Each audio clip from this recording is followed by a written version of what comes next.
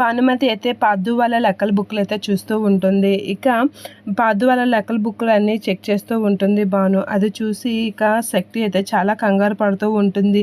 నీకు ఎన్నిసార్లు చెప్పానురా అలా పెదనాన్ని కనిపెట్టుకొని ఆ లెక్కల బుక్లు అవన్నీ చూసుకోమని, అయినా నువ్వు ఎప్పటికీ మారవా, ఇప్పుడు చూడు ఏమైందో అనేది అంటూ ఉంటుంది.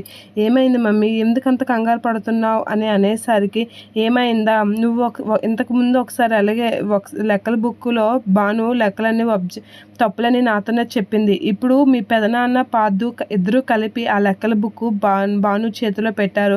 భానుని లెక్కలు చూడమని చెప్పారు. కిందసారి నీ తప్పుల గురించి నాతో చెప్పినట్లుగా ఈసారి ఆ లెక్కల బుక్లో తప్పుల గురించి పాదుకి కానీ వాళ్ళ మామయ్యకి కానీ చెప్పింది అనుకో, మన పని అనేసరికి వాళ్ళ కొడుకు షాక్ అవుతూ ఉంటాడు. నీకు ఎన్నిసార్లు చెప్పినా ఇదవ్వదు.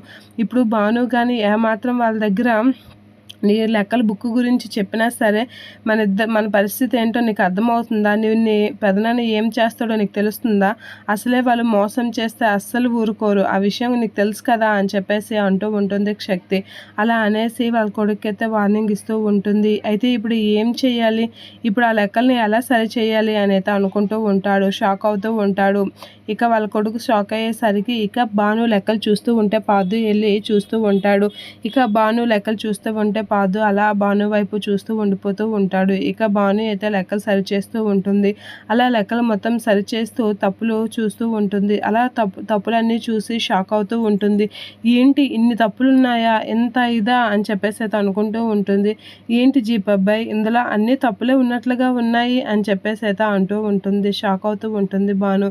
ఇక పాదు అయితే అలా భాను వైపు చూస్తూ ఉండిపోతూ ఉంటాడు.